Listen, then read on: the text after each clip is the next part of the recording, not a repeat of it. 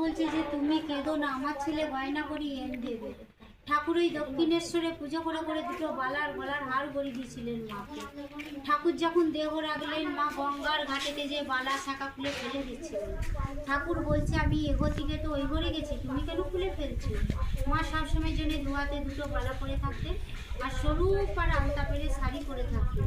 জয়রাম বাটিতে দেখবেন মাকে শাঁখা সিঁদুর পরিয়ে বেনারসি পরিয়ে মাকে রেখে দিয়েছে। এগুলো সব রাসের জন্য সাজানো। আর ওটা দেখুন কৃষ্ণ মন্দিরে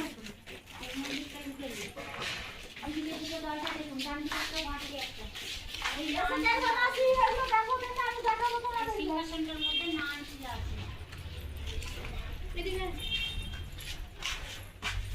এইদিকে আসুন, এগুলো দেখে ভুলবো না। ঠাকুর মার বিয়া।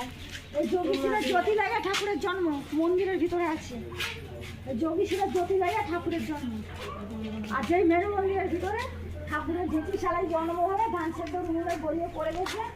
এই ধনী কামারিনী তুলেছিলেন, তুলে নিজের আঁচল দিয়ে ছাই পাঁচগুলো মুছে দিয়ে মানে বাপের বাড়িতে নিয়ে চলে গেলেন মেন মন্দির থেকে।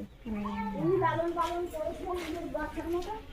আর এই পয়সা দিয়েছিল, পয়সার সময় প্রথম ভিক্ষাটা প্রথম পয়সা দিয়েছিলেন, পয়সার সময় ভিক্ষা দিয়েছিলেন।